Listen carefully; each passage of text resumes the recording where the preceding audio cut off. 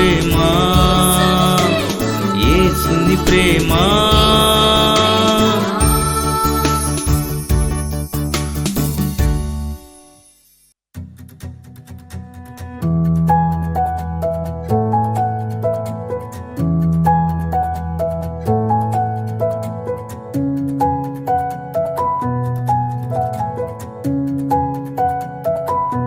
స్తుతి నైవేద్యం. Praise the lord. ప్రభు నందు ప్రియమైన మా ప్రేక్షకులందరికీ కూడా క్రీస్తు పేరట శుభాభివందనాలు తెలియజేస్తున్నాను. అందరూ బాగున్నారు కదూ? చక్కగా ప్రతిరోజు 8 గంటల నుండి వచ్చే ఈ కార్యక్రమాలు చూస్తూ చక్కగా దైవ ఆశీర్వాదాలు పొందుతున్నారు. కాబట్టి ఎప్పుడైతే వాక్యాన్ని మనం శ్రద్ధగా వింటామో వాక్యం మన జీవితాల్లో చాలా మార్పును తీసుకుని వస్తుంది. కాబట్టి వాక్యమే మనల్ని ఎప్పుడూ దీవిస్తుంది. కాబట్టి వాక్యం విన్న వారందరూ కూడా తప్పగా దీవెన పొందుతారు. మరి దేవుని వాక్యంలోనికి మనం వెళదాం. మత్తయి సువార్త 5వ అధ్యాయము 4వ వచనం చదువుతున్నాం. దుఃఖపడువారు ధన్యులు, వారు ఓదార్చబడుదురు. ప్రార్థన చేసుకుందాం. మహాపరిశుద్ధుడు అయిన మా తండ్రి, నీ నామానికి మహిమను ఘనతను ఆరోపిస్తున్నాను నాయన. మరొకసారి నీ ప్రియమైన స్వరాన్ని వినటానికి ప్రజలందరూ ఆయుధపడుచుండగా నీ దాసుల్లో మీరుండి మీరే మాట్లాడమని, నా నోటికి మాటలు అందించమని, నాలుకను వశపరచుకోమని, పుటుము వేయబడిన నీ బంగారు మాటలు వచిస్తుండగా నీ పరిశుద్ధాత్మతో నన్ను నింపమని, ఈ వాక్యము చూస్తున్న ప్రజలందరికీ ఆశీర్వాదకరంగా ఉండుటకు, వారి కుటుంబ జీవితాల్లో, వారి వ్యక్తిగత జీవితాల్లో దీవెన పొందుటకు ఈ వాక్యం ద్వారా ప్రతి ఒక్క బిడ్డను సమృద్ధితో నింపమని యేసు నామమున ప్రార్థన చేయుచున్నాం తండ్రి. ఆమేన్. లోకం మాట్లాడే మాటలకు దేవుని మాటలకు చాలా వ్యత్యాసం ఉంటుంది.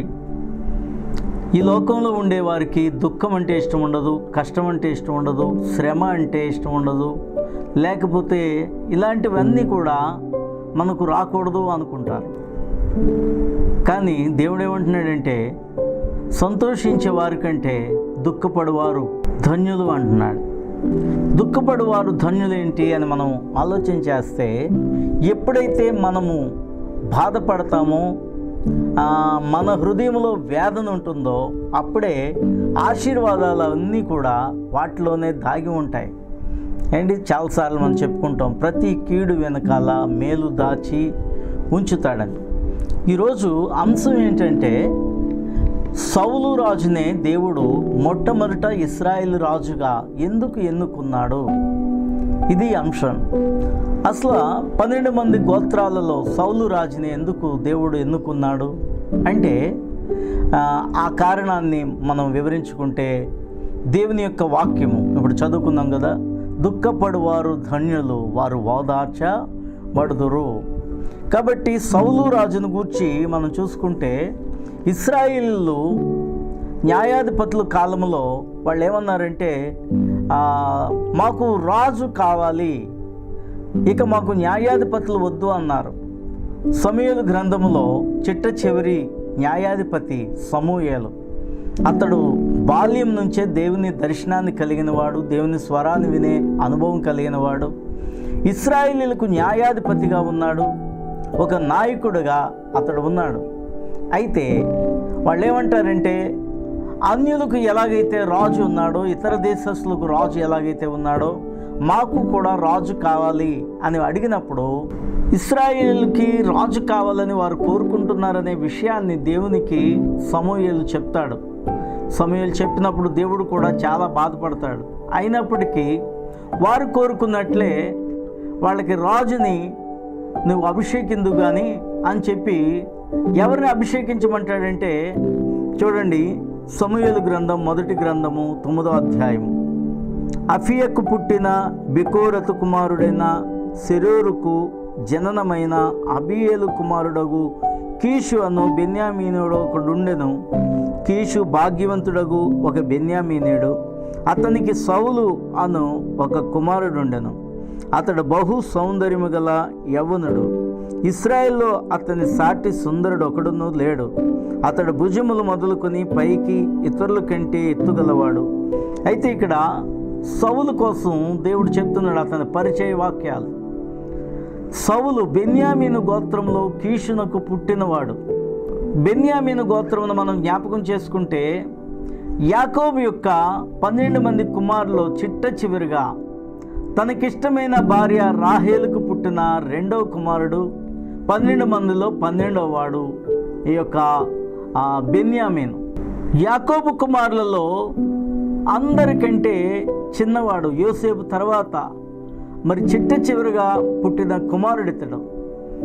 ఈ బెన్యామీను అనే ఈ గోత్రము చెప్పాలంటే రాజుగా ఎంచబడటానికి అవకాశం ఉండదు. ఎందుకంటే యాకోబుకి పెద్ద కుమారుడు రూబేను.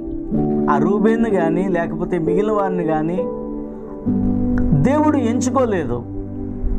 ఎవరిని ఎంచుకున్నాడు, ఎవరిని మొట్టమొదటి రాజుని చేయాలని అనుకున్నాడంటే బెన్యామీను గోత్రంలో కీషు కుమారుడైన ఈ సౌలుని రాజుగా ఏర్పాటు చేసుకోవడానికి ఆయన ఇష్టపడ్డాడు. ఎందుకండి ఇక్కడ రాయబడుతుంది, సౌలు చాలా అందమైన వాడని, సౌందర్యం కలిగిన వాడని, బలవంతుడని. అయితే అవన్నిటిని బట్టి దేవుడు అతన్ని ఎంచుకోలేదు. కానీ దేనిని బట్టి ఎంచుకున్నాడో ఒకసారి దేవుని వాక్యాన్ని కానీ మనం ధ్యానం చేస్తే బెన్యామీనును బట్టి దేవుడు సౌలుని రాజుగా ఎంచుకున్నాడు. బెన్యామీనుకుండే గొప్పతనం ఏంటి, లేకపోతే అతడు ఏమైనా గొప్పవాడా, ప్రత్యేకమైన వాడా అని మనం చూస్తే ఆది కాండంలో 35వ అధ్యాయము 15వ వచనం నుండి చదువుతున్నాను చూడండి. తనతో దేవుడు మాట్లాడిన చోటికి యాకోబు బేతేలను పేరు పెట్టెను. వారు బేతేలు నుండి ప్రయాణమైపోయి ఎఫ్రతాకు వెళ్ళు మార్గములో మరి కొంత దూరము ఉన్నప్పుడు రాహేలు ప్రసవించుచు ప్రసవ వేదనతో ప్రయాసపడెను. ఆమె ప్రసవము వలన ప్రయాసపడుచున్నప్పుడు మంత్రసాని ఆమెతో భయపడకము, ఇదియు నీకు కుమారుడగునని చెప్పెను. ఆమె మృతి పొందిన ప్రాణం పోవుచుండగా ఆమె అతని పేరు బెనోని అనెను. అతని తండ్రి అతనికి బెన్యామీను అని పేరు పెట్టెను. ఈ రాహేలు ప్రసవ సమయానికి ముందుగా దేవుడు ఇశ్రాయేలు అనగా యాకోబుతో దేవుడు మాట్లాడాడు. ఆ స్థలానికి బేతేల్ అనే పేరు పెట్టాడు. అక్కడి నుంచి వాళ్ళు బయలుదేరి వచ్చేటప్పుడు రాహేలు ప్రసవ వేదంతో ప్రసవిస్తూ ఒక కుమారుని కన్నది.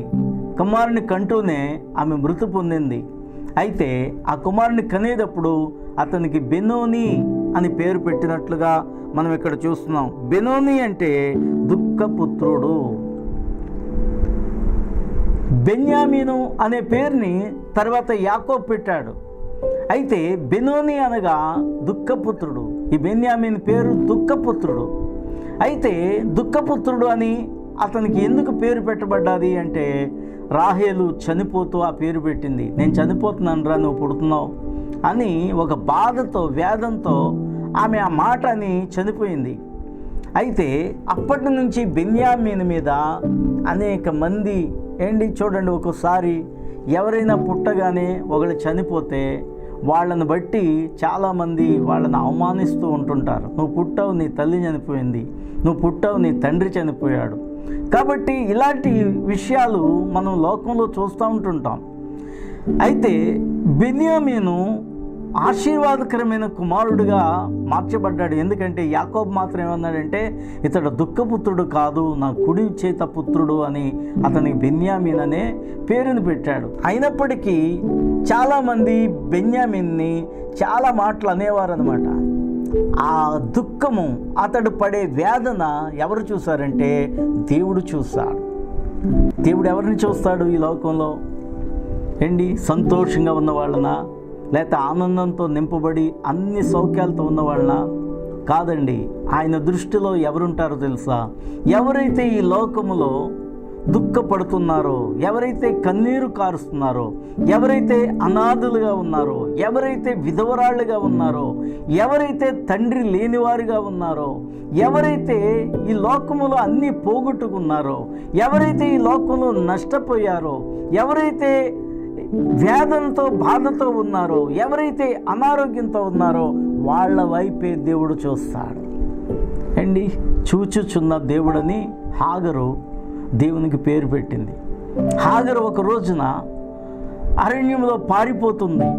తన యజమానురాలు సారా, అబ్రహాము ఆమెను వెళ్ళిపోమంటే దిక్కుతోచక ఆమె వెళ్ళిపోయినప్పుడు ఆమె బాధను చూసి దేవుడు కనబడితే ఆయన నన్ను చూచాడని ఆమె పేరు పెట్టింది, చూచుచున్న దేవుడు అయ్యా నీవు అని. నిజమేనండి, దేవుడు ఎవరిని చూస్తాడు? బాగుండే వాళ్ళని కాదు, బాగుగా లేని వారినే చూస్తాడు. ఎవరైతే కష్టంలో ఉన్నారో వాళ్ళనే దేవుడు చూస్తాడు.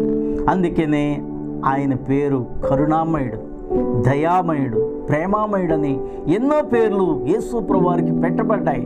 ఈ రోజున కష్టంలో ఎవరైనా ఉన్నారా? దుఃఖంలో ఎవరైనా ఉన్నారా? అనాథులుగా ఎవరైనా ఉన్నారా? ఏడుస్తూ ఎవరైనా ఉన్నారా? మీ జీవితాలలో శాంతి లేకుండా ఎవరైనా ఉన్నారా? తప్పకుండా దేవుడు మిమ్మల్ని చూస్తున్నాడని, మీ మొరలు వింటున్నాడని, మీ వైపే ఆయన కనుదృష్టి ఉందని మీరు నమ్మితే మీ దుఃఖాన్ని సంతోషంగా దేవుడు ఏం చేయగలడో తెలుసా? మార్చివేయగలడు. బిన్నోని అని పేరు పెట్టి తల్లి చనిపోతే బెన్యామీను ఎన్నో అవమానాలు పొందాడు. అయితే ఆ అవమానాలని బట్టి అతడు దుఃఖించి ఉండవచ్చు. కాబట్టి ఆ దుఃఖాన్ని మాత్రం ఎవరు చూశారంటే దేవుడు చూశాడు. అయితే ఒకానొక సమయంలో ఇశ్రాయిల్లో మొట్టమొదటి రాజుని ఏర్పాటు చేయడానికి, అందుకనే ఆ బెన్యామీను కార్చిన ఆ యొక్క కన్నీటిని దేవుడు చూశాడు. కాబట్టే బెన్యామీను దేవుడు జ్ఞాపకం చేసుకొని ఏం చేశాడంటే బెన్యామీను గోత్రములో ఉండే ఆ కీషు కుమారుడైన సౌలుని మొట్టమొదట రాజుగా అభిషేకించమని సమూయేలుకు దేవుడు చెప్పాడు. కళ్ళు మూసుకోండి, ప్రార్థన చేసుకుందాం. మహాపరిశుద్ధుడు అయిన మా తండ్రి, నీ నామానికి మహిమను ఘనతను ఆరోపిస్తున్నాం. మరొకసారి నీ ప్రియమైన స్వరము ద్వారా మా అందరితో మాట్లాడినందుకు వందనాలు ప్రభా. నిజమే తండ్రి, ఎవరో మా పితరులు కార్చిన కన్నీటిని బట్టి, మా తల్లిదండ్రులు మా కోసం కార్చిన కన్నీటిని బట్టి ఇదో తండ్రి మేము ఈ రోజున రక్షింపబడ్డాం. నీ వాగ్దాన ఫలాన్ని అనుభవిస్తున్నాం. దీనిని మేము కాపాడుకునే జ్ఞానము కూడా అందరికీ దయచేయమని అడుగుచున్నాం నాయన. సహాయం చేతండి. నీ వాగ్దాన ఫలమును సంపూర్ణముగా అనుభవించే భాగ్యము మా అందరికీ అనుగ్రహించండి. అట్టి జ్ఞానముతో మంచి భక్తిని చేయటానికి నీ కృప మాకు ఎల్లప్పుడూ తోడుగా ఉంచమని యేసు నామమున ప్రార్థన చేయుచున్నాం తండ్రి, ఆమేన్. నాద బ్రహ్మం మా వేద సారం నీవే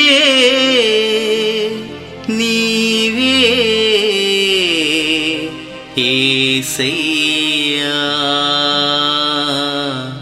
యేసయ్యా.